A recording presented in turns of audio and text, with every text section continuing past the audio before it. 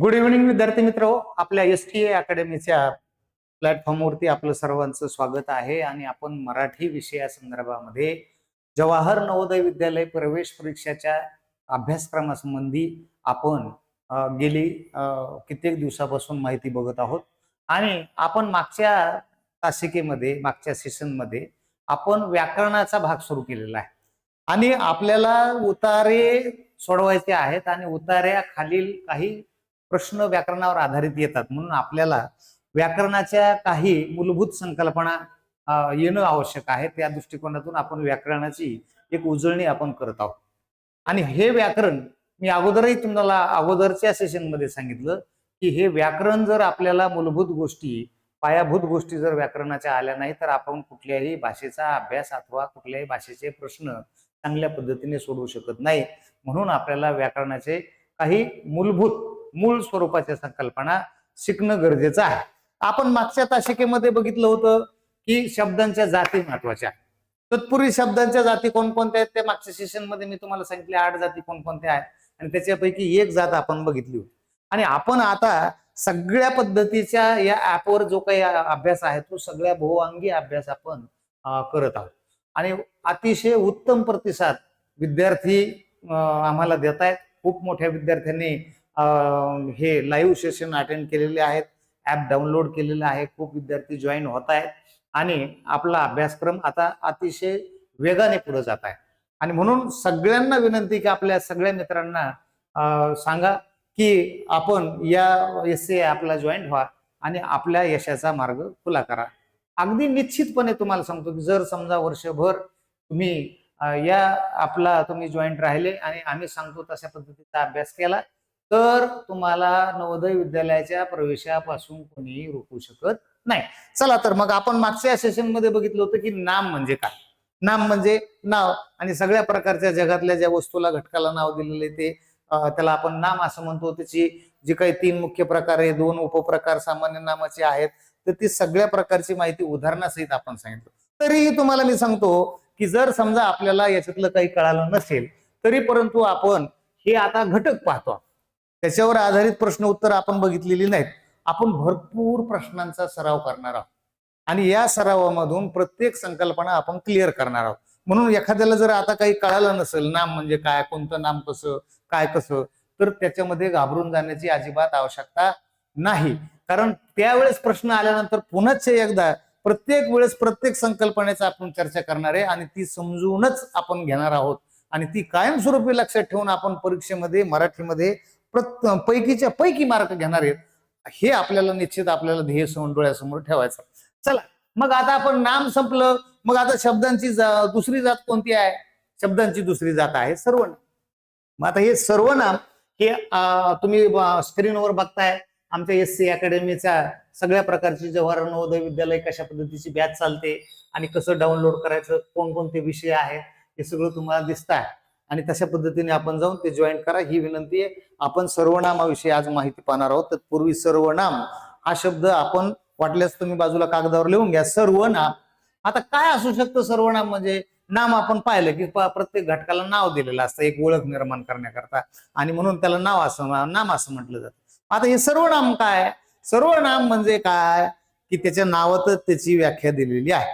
सर्वनाम म्हणजे सर्व प्रकारच्या नामाऐवजी वापरला जाणारा शब्द म्हणजे काय? सर्वनाम. पुन्हाच एकदा ऐकून घ्या आणि तुम्ही पुन्हा मनातले मनात म्हणून बघा. सर्व प्रकारच्या नामाऐवजी वापरला जाणारा जो काही शब्द आहे तर तो शब्द कोणता आहे? सर्वनाम आहे. मग आता हे नामाऐवजी शब्द का वापरतात बुवा? काय गरज याची वापरायची? ते नामच वापरायचं. परंतु ते नाम वापरल्यानंतर कुठल्या प्रकारच्या अडचणी आपल्याला येऊ शकतात याचा देखील आपल्याला अभ्यास करायचा. मग पाहूया आपण सर्वनाम कशाला म्हणतात काही उदाहरणांमधून आपण बघूयात. आता इथं पुढं काय की हे 2 उतारे वाचा आणि अधोरेखित शब्दांचे. आता हे 2 जे काही वाक्य दिलेली आहेत तर ते 2 वाक्य, हे जे वाक्य आहे तर ती वाक्य आपल्याला पहिल्यांदा काय करायची आहेत? वाचायची आहे. मग आता ती वाक्य वाचत असताना आपण एक लक्षात ठेवलं पाहिजे की या वाक्यामध्ये नाम कोणतं आहे हे आपल्याला आपण अगोदरच्या सेशन मध्ये शिकलो आहोत. आहे का नाही? जिथं कलर दिलेला आहे तर ते काय आहेत? नाम आहे. आणि मग हे नाम आहेत. आता उदाहरणार्थ हे सुनील आहे, हे सुनील आहे. सुनील चांगला मुलगा आहे. सुनील इयत्ता 5वीत आहे. सुनील दररोज शाळेत जातो. सुनील नियमित अभ्यास करतो. शरद हा सुनीलचा काय आहे, मित्र आहे, बरोबर आहे. आणि त्याच्यानंतर सुनील व शरद दोघे मिळून खेळतात. एकदा सुनीलच्या आई बरोबर मंडईत गेला होता. एकदा सुनील त्याच्या आई बरोबर, सुनीलच्याच आई बरोबर लिहिलं, बरोबर आहे. सुनीलच्या आई बरोबर मंडईत गेला होता. सुनीलने भाजी खरेदी केली. आता ही सगळी जी काही वाक्य आहेत, तर तो एक सुनील नावाच्या मुलाविषयी काय केलेले आहे, माहिती दिलेली आहे. सुनील नावाच्या मुलाविषयी माहिती दिली. हा एक काय आहे, हा एक उतारा आहे. हा काय आहे, उतारा आहे. आणि प्रत्येक वाक्यामध्ये सुनीलचा वापर केलेला आहे. हे तुम्हाला लक्षात आलं. आता याच्यामध्ये सुनील चांगला मुलगा आहे. सुनील इयत्ता 5वीत आहे. सुनील दररोज शाळेत, असं जर आपण लिहित गेलो, सुनीलच्या आई बरोबर मंडईत गेला, आणि असं लिहिलं की एकदा सुनील त्याच्या आई बरोबर मंडईत गेला, तर कसं वाटतं. मग वेळोवेळी जर समजा पूर्व उल्लेखित जर एखादं नाव आलं असेल आणि त्याच्या जागी जर तेच नाव आपण जर खाली वापरत गेलो, तर मग मात्र आपल्याला लोक हसतील त्या लिखाणाला, आणि त्याच्यामुळे ती एक गडबड निर्माण होईल आणि ती एक वेगळ्या पद्धतीचा भाषा निर्माण होईल. त्याच्यामुळे या सुनीलच्या ऐवजी एकदा सुनील चांगला मुलगा आहे, तर मग खालच्या वाक्यामध्ये आपण काय लिहू, की तो इयत्ता 5वीत शिकत आहे. सुनीलच्या ऐवजी काय लिहू, तो. त्याच्यानंतर सुनील दररोज शाळेत जातो, तो दररोज शाळेत जातो. वरती सुनील आलेलंच आहे. सुनील म्हणजे तो आणि तो म्हणजे सुनील. त्याच्यानंतर सुनील नियमित अभ्यास करतो, तो नियमित अभ्यास करतो. शरद सुनीलचा मित्र आहे. शरद हा त्याचा मित्र आहे. सुनील काढून टाकला आपण, त्याच्या ऐवजी आपण काय लिहू शकतो, त्याचा मित्र आहे. सुनील व शरद दोघे मिळून काय करतात, मग आता जर सुनील वरती आलेले इथे, तर मग इथं सुनील लिहायची गरज आहे का, नाही. तिथं काय, तो व शरद काय करतो, दोघे मिळून खेळतात. त्याच्यानंतर एकदा सुनील त्याच्या आई बरोबर, पुन्हा सुनील वापरायची काय गरज आहे का, नाही. मग आता सुनीलने भाजी खरेदी केली, म्हणजे त्याने भाजी खरेदी केली. असं आपण प्रत्येक वाक्यामध्ये सुनील या नामाच्या ऐवजी तो, त्याच्या, त्याने अशा प्रकारचे शब्द वापरतो. म्हणूनच त्याला म्हणतात की नामाऐवजी वापरल्या जाणाऱ्या शब्दाला काय म्हणतात, सर्वनाम असं म्हणतात. मग आता हे सर्वनाम इंग्रजीमध्ये त्याला काय म्हणतात, प्रोनाऊन म्हणतात. काय म्हणतात, प्रोनाऊन म्हणतात. हे सगळं तुमच्या लक्षात आलं असेल की एकदा जर समजा एक नाम आला असेल आणि त्याच्याविषयी आपण खाली माहिती लिहित असू, तर ते नाम वारंवार वापरल्याने त्याच्यामध्ये आपल्याला अडचणी निर्माण होऊ शकतात. ते वाचायला बरोबर वाटणार नाही आणि त्याच्यामुळे त्या नामाच्या ऐवजी काही शब्द वापरा, तो, ती, त्याच्या, आपण वगैरे, स्वतः, अशा पद्धतीचे शब्द जे वापरले जातात, तर त्या शब्दाला काय म्हणतात, सर्वनाम असं म्हणतात. आता ही गडबड होऊ नये म्हणून हे शब्द त्या ठिकाणी वापरले जातात. चला पुढे बघूया आपण काही उदाहरणं. आता त्याच्यामध्ये पुढील 2 उतारे वाचा. हे आपण अगोदर पाहिलं की ते मी अगोदर तुम्हाला सांगितलं. सुनील चांगला मुलगा आहे, तो इयत्ता 5वी शिकतो, तो दररोज शाळेत जातो, तो नियमित अभ्यास करतो, तो शरद हा त्याचा मित्र आहे. हे अगोदर आपण त्याच्या आई बरोबर गेलो होतो, हे आपण आता बघितलं होतं. ते आपण पुन्हा एकदा लिहून दाखवलं तुम्हाला, बरोबर आहे. म्हणजे सुनीलच्या ऐवजी हा तो आला, तो आला, तो आला, त्याच्यानंतर त्याचा आला, त्याच्यानंतर तो आला, त्याच्यानंतर तो, त्याच्या, हे 2 अक्षर आली आहे की 2 शब्द आली. म्हणून आता त्याच्याऐवजी वापरले जाणारे हे शब्द आहेत. तर ती कोणती शब्द आहेत, तर ती सर्वनाम आहेत. आता ही सर्वनाम कुठल्या प्रकारची असतात, त्याची खरी व्याख्या काय आहे ते आपल्याला बघायचं. तत्पूर्वी तुम्ही एक लक्षात ठेवा, मी अगोदरच सांगितलं की खूप मोठी विद्यार्थी संख्या आज या स्कीमचा, या आमच्या SC अकॅडमीचा फायदा घेत आहे आणि अभ्यासाला जोरात सुरुवात त्यांनी केलेली आहे. अनेकाच्या प्रतिक्रिया आमच्यापर्यंत पोहोचतायत, चांगल्या प्रकारच्या प्रतिक्रिया आहेत आणि मुलं अभ्यास करतायत. याचा आम्हाला खूप आनंद होत आहे. आपणही सगळे जोराने तयारी करून ऍप डाउनलोड करून आजच तुमचं नाव रजिस्टर करा आणि वर्षभर अगदी फार कमी किमतीमध्ये तुम्हाला जवाहर नवोदय विद्यालय प्रवेश परीक्षेची तयारी इथे करून मिळेल. हे पुन्हा एकदा सांगतो. त्याच्यानंतर चला मग आता हे सर्वनाम काय सांगतं की सर्वनामाच्या मध्ये आपण जे पाहिलं की पहिल्या उतार्यात सुनील हे नाव काय आहे, वारंवार आलेलं आहे. आणि दुसऱ्या उतार्यामध्ये काय पाहिलं आपण की त्याच्याऐवजी काय आलेले, तो, त्याचा, त्याच्या, त्याने हे शब्द आलेले आहे. आता हे शब्द म्हणजे सर्वनाम आहे आणि हे सुनील म्हणजे काय, नाव आहे. म्हणजे नामाऐवजी दुसऱ्या उतार्यामध्ये आपण हे शब्द वापरलेले आहेत. तर ते शब्द वापरल्यानंतर तो उतारा व्याकरणिक दृष्ट्या आपल्याला सुटसुटीत वाटतो. नाही तर प्रत्येक वाक्यात सुनील सुनील सुनील म्हटलं तर काय काय होईल, आपल्याला हास्यास्पद अशा पद्धतीची परिस्थिती निर्माण होऊ शकते. आणि त्याच्यामुळे त्याच्यानंतर बघूया की सर्वनाम म्हणजे काय. मी अगोदर तुम्हाला सांगितलं, सोपी व्याख्या सांगितली होती. मी सर्व प्रकारच्या नामाऐवजी वापरली जाणारे शब्द म्हणजे सर्वनाम. आता याच्यामध्ये काय, अशा प्रकारे नामाबद्दल येणाऱ्या शब्दाला सर्वनाम म्हणतात. म्हणजे नामाबद्दल, नामाऐवजी जो शब्द वापरला जातो त्याला काय म्हणायचं, सर्वनाम असं म्हणायचं. मग आता म्हणूनच त्याने, तो, त्याचा, त्याची, त्याने ही सर्वनाम आहेत. मी, आम्ही, तू, तुम्ही, तो, ती, ते, हा, ही, हे, जो, जी, जे, आपण, काय, आपण, स्वतः, ही काय आहेत, मुख्य सर्वनाम आहेत म्हणल्यापेक्षा मूळ सर्वनाम आहे. आता याच्यामध्ये एक हे आहे की मी, आम्ही हे मीच रूप आहे, आम्ही.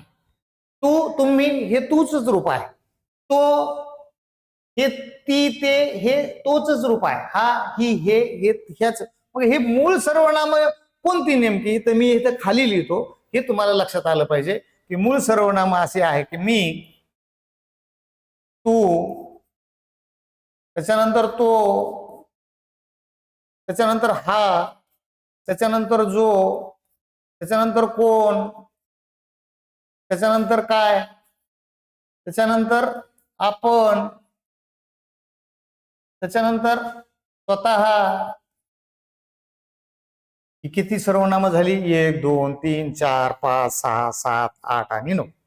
मग आपण एक लक्षात ठेवायचं की मराठीमध्ये मूळ जी सर्वनामं आहेत ती एकूण किती आहेत, 9 आहेत. किती आहेत, 9 मूळ सर्वनामं आहेत.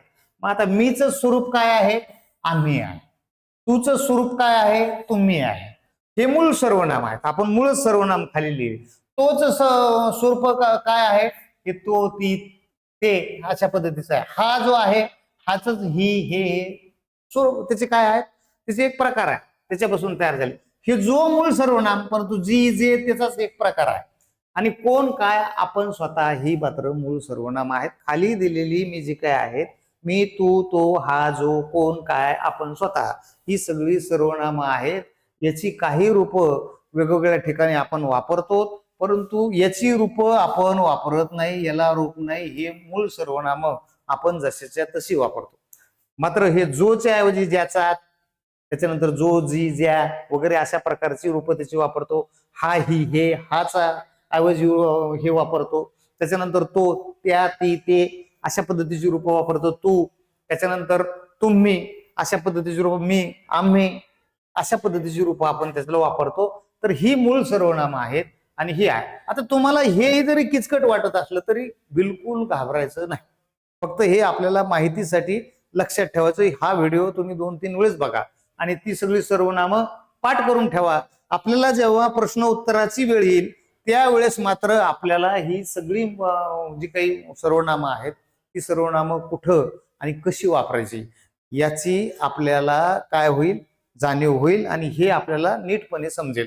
त्यामुळे आता घाबरायची आवश्यकता नाही. फक्त आपल्याला एकच लक्षात ठेवायचं, सर्वनाम म्हणजे काय आणि मूळ सर्वनाम किती आहेत, 9 आहेत. त्याची रूप कशा पद्धतीची आहेत आणि सर्वनाम का वापरली जातात तर ती आपण पहिल्यांदा बघितलं की वेळोवेळी तेच नाव जर आपण वापरत गेलो तर ते भाषा व्याकरणाला काय होईल, हास्यास्पद अशा स्वरूपाची होईल आणि त्यामुळं सर्वनामाचा वापर आपण भाषेमध्ये करतो. ही शब्दाची दुसरी जात आहे. पहिली जात कोणती, नाम, आणि शब्दांची दुसरी जात कोणती, सर्वनाम. चला पुढं काय म्हणतात सर्वनाम आपण बघूया. आता ही सर्वनामाची विविध रूपे अभ्यासाने लक्षात ठेवा. मी अगोदर तुम्हाला सांगितलं की मी, आम्ही, तू, तुम्ही, तो, ती, ते हे त्याचीच रूप आहे. परंतु मूळ सर्वनाम देखील मी तुम्हाला लिहिली. आता मी या सर्वनामाची वेगवेगळी रूप आपण, मला हे सर्वनाम आहे. माझी, माझ्यात, माझ्याशी ही काय आहे, मीची रूप आहेत. ही सगळी सर्वनामच आहे. आम्ही, आता आम्हीचे काय रूप आहेत, आम्हाला, आमच्याशी, आमची, आमच्यात अशा पद्धतीची जरी आपल्या वाक्यामध्ये आले की आमच्यात गणेश आला नाही असं जर वाक्य असेल, खाली लिहिलेलं असेल किंवा या वाक्यातील सर्वनाम ओळखा, तर आपल्याला लक्षात आलं पाहिजे की आमच्यात हे काय आहे, सर्वनाम आहे. आणि त्याचं मूळ सर्वनाम कोणतं आहे, आम्ही आहे. बरोबर. आणि म्हणून त्याचं स्वरूप ते आमच्यात आहे. आता तू आहे, त्याची रूप कोणती, तुला, तुझ्याशी, तुझी, तुझ्यात ही रूप तूची येतात. आणि म्हणून हे सगळ्यापैकी कोणताही शब्द वाक्यामध्ये आला तर ते काय आहे, सर्वनाम. त्याच्यानंतर तुम्ही आहे, मग तुम्हीची, तुम्हाला, तुमच्याशी, तुमची, तुमच्यात ही रूप या सर्वनामाची त्यामध्ये येतात. आणि ते शब्द बघितल्याबरोबर आपल्याला ओळखता आलं पाहिजे की ही काय आहे, सर्वनाम आहे. आता त्याच्यामध्ये पुन्हा तोची रूप कोणती, त्याला, त्याने, त्याच्याशी, त्याची, त्याच्या, ही तो या सर्वनामाच्या काय आहेत, ही रूप आहेत. ही रूप आपण लक्षात घेतली पाहिजे. त्यासाठी मी म्हणालो की हा व्हिडिओ किमान 2-3 वेळेस आपण बघून ठेवा की सर्वनाम कशा कशा पद्धतीची रूपांतरित होऊन येतात आणि ती ओळखता आपल्याला आली पाहिजे. मी मूळ सर्वनाम लिहिली, मी, तू, तो, हा, जो, कोण, काय, आपण, स्वतः असं जर लिहिलं तर तेच सर्वनाम नाही तर त्यांची रूप देखील काय आहेत, सर्वनाम आहेत. याच्यासाठी हा तक्ता आपल्याला अभ्यासायचा आहे. लक्षात येत आहे ना तुमच्या. आता ती आहे, मग तिला, तिने, तिच्याशी, तिची, तिच्यात अशा प्रकारची रूप त्या सर्वनामाची काय होऊ शकतात, येऊ शकतात. त्याच्यानंतर ते आहे, तर ते असेल तर त्यांना, त्यांनी, त्यांच्याशी, त्यांची, त्यांच्यात सर्वनाम देखील नामाप्रमाणे एक वचनी आणि अनेक वचनी अशा स्वरूपाची असू शकतात. त्याच्यामध्ये आदरार्थी सर्वनाम देखील असतात. हे आपल्याला लक्षात घेतलं पाहिजे. ते आपण सरावाअंती नंतर शिकूया. आता ही रूप आपण मूळ सर्वनामाची ही रूप आपल्या याच्यामध्ये उपयोगात भाषेमध्ये आपण आणत असतो. हे आपण लक्षात घेतलं पाहिजे की याच्यापैकी कुठलाही शब्द वाक्यात आला तर तो काय आहे, तो सर्वनाम आहे. हे आपल्याला लक्षात आलं पाहिजे. उतार्याखाली जर प्रश्न आला आणि त्याच्यामध्ये जर अशा पद्धतीचा एखादा शब्द असेल आणि त्या वाक्यामध्ये सर्वनाम ओळखा असा जर प्रश्न आला तर आपल्याला ताबडतोब लक्षात आलं पाहिजे की त्याच्यामध्ये तुमची शाळा 9 वाजता भरली असं जर वाक्य असेल तर तुमची हे काय आहे, सर्वनाम आहे. हे आपल्याला लक्षात आलं पाहिजे बाळांनो. हे आपण लक्षात ठेवा. आता त्याच्यानंतर ही काही सर्वनाम आहे. त्याच्यानंतर पुन्हा दुसरी काही उदाहरणं आपण बघूयात. त्याच्यामध्ये बघा, हा आहे की हा, ह्याला, ह्याने, ह्याच्याशी, ह्याची, ह्यांच्यात. त्याच्यानंतर ही, हिला, हिने, हिच्याशी, हिची, हिच्यात. त्याच्यानंतर हे, ह्यांना, ह्यांनी, ह्यांच्याशी, ह्यांची, ह्यांच्यात. त्याच्यानंतर जो, ज्याला, ज्याने, ज्याच्याशी, ज्याची, ज्याच्यात. जी, जिला, जिने, जिच्याशी, जिची, जिच्यात. त्याच्यानंतर जे, ज्यांना, ज्यांनी, ज्याच्याशी, ज्याची, ज्यांच्यात. हे एवढे रूप सर्वनामाचे असतात. आणि यापैकी मागच्या तक्त्यामध्ये आणि याच्यामध्ये जेवढे काही शब्द असतील तर ते सगळे शब्द वाक्यामध्ये आले की समजायचं ते काय आहे, सर्वनाम आहे. पण त्याच्या सर्वनामाच्या ऐवजी देखील या शब्दाने जर दुसरं काम केलेलं असेल तर तेही आपल्याला शब्दांच्या सगळ्या जाती शिकल्यानंतर आपल्याला ते लक्षात येईल. आता पुन्हा मी तुम्हाला सांगितलं की हे जे, ज्यांना, ज्यांनी, ज्यांच्याशी, ज्यांची, ज्यांच्यात अशा प्रकारच्या मूळ सर्वनामाची सगळी रूपं त्याच्यामध्ये येतात. आणि हे कोण, आता तुम्ही एक म्हणाल की हे कोण काय, आपण स्वतः ही सर्वनाम कशी, तर हे प्रश्नार्थक सर्वनाम आहे. सर्वनामाचे प्रकार पडतात बघा. पुरुषवाचक सर्वनाम, निश्चित सर्वनाम, दर्शक सर्वनाम, आत्मवाचक सर्वनाम, प्रश्नार्थक सर्वनाम, विशेषण सर्वनाम. तर ही सगळी रूपं आहेत ती आपल्याला अभ्यासाला नाही, ती लक्षात ठेवण्याची आवश्यकता नाही. आणि म्हणून आपणची काय रूपं आहेत, आपणाला, आपणास, आपणाशी, आपणात. त्याच्यानंतर स्वतः, स्वतःने, स्वतः, स्वतःला, स्वतःची, स्वतःत अशा पद्धतीची रूपं आपल्याला सर्वनामाची येतात. आणि ते सर्वनाम म्हणून जर काम करत असेल वाक्यामध्ये तर आपल्याला तिथं उत्तर द्यावं लागतं की हे सर्वनाम आहे. त्याच्यामध्ये गोंधळ व्हायला नको. आता एवढेच जर समजा सगळे शब्द वाचल्यानंतर तुमच्या लक्षात आला असं एवढे नाम कसे लक्षात ठेवायचे, परंतु पूर्वी उल्लेख आलेल्या एखाद्या नामाविषयी याच्यातला एखादा जरी शब्द आला तर आपल्याला ताबडतोब लक्षात येतं की हा शब्द याच्या जागी आलेला आहे, म्हणून ते काय आहे, सर्वनाम आहे. तर हे सगळं आपल्याला 2 वेळेस वाचल्यानंतर अगदी सहजपणे कळणार आणि नाही कळालं तरी घाबरून जाण्याची काही आवश्यकता नाही. आपण प्रश्न उत्तरे पाहत असताना त्याची चांगल्या पद्धतीने सराव करून घेणार आहोत. त्यामुळं त्याची भीती बाळगता कामा नये. चला पुढे पाहूया. आता त्याच्यामध्ये विशेषण. आता हे विशेषण आपण जे आहे तर ते विशेषण आपण नंतरच्या याच्यामध्ये आपल्याला बघायचं आहे. तर पुन्हा एकदा हे पहा, हे मीची रूप आहेत. मला, माझी, माझ्यात, माझ्याशी, आम्ही, आम्हाला, आमच्याशी, आमची, आमच्यात, तू, तुला, तुझ्याशी, तुझी, तुझ्यात, त्यानंतर तुम्ही, तुम्हाला, तुमच्याशी, तुमची, तुमच्यात, तो, त्याला, त्याने, त्याच्याशी, त्याची, त्याच्यात, ती, तिला, तिने, तिच्या, अशा प्रकारची रूप आहेत. ही पुन्हा राहिलेल्या सर्वनामाची रूप आहेत. पुनश्च एकदा तुम्हाला मी सांगतो, सर्वनाम म्हणजे नामाऐवजी वापरला जाणारा शब्द. तो शब्द का वापरला जातो? वारंवार नामाचा वापर त्याच्यामध्ये होऊ नये म्हणून वापरला जातो. वारंवार जर आपण नाव घेतलं, का आपण नाही पाहिलं पहिल्या याच्यामध्ये की सुनील असा, सुनील तसा, सुनीलचा मित्र सुनील असं, वारंवार सुनील जर म्हणत गेलं तर ती भाषा हास्यास्पद होऊ शकते. म्हणून आपल्याला सर्वनामाचा वापर करावा लागतो. आणि म्हणून सर्वनाम म्हणजे काय? सर्व प्रकारच्या नामाऐवजी वापरला जाणारा शब्द म्हणजे काय आहे? सर्वनाम आहे. हे एवढंच आजच्या दिवशी आपण काय करायचे आहे, लक्षात ठेवायचं आहे. सर्वनाम ही सगळ्यात महत्वाची जात आहे आणि त्याविषयी अजूनही काही शंका कुशंका असल्या तर आम्हाला कमेंटमध्ये तुम्ही कळू शकता. त्याचं रिव्हिजन होणार आहे, सराव होणार आहे. सराव प्रश्नपत्रिकेमध्ये आणि प्रश्न उत्तरांच्या स्वरूपामध्ये अजून त्याची उत्तरं कशी लिहायची आहेत, कसं ओळखायचं आहे, हे आपल्याला अजून शिकणं बाकी आहे. आपण फक्त काय करतो आहोत मागच्या सेशन पासून की शब्दांच्या ज्या 8 जाती आहेत, नाम, सर्वनाम, विशेषण, क्रियापद, क्रियाविशेषण, शब्दयोगी अव्यय, उभयान्वयी अव्यय आणि केवल प्रयोगी अव्यय, या सगळ्या शब्दांच्या जातीची फक्त आपण ओळख निर्माण करून घेत आहोत. नाम म्हणजे काय आपल्याला माहिती आहे, कारण वस्तूच्या, ठिकाणाच्या, व्यक्तीच्या, प्राण्याच्या आणि काल्पनिक वस्तूच्या नावाला काय म्हणायचं? नाम असं म्हणायचं. आणि नावाऐवजी वापरल्या जाणाऱ्या शब्दाला सर्वनाम म्हणायचं. आणि त्याची ही रूपं आपण लक्षात ठेवायची.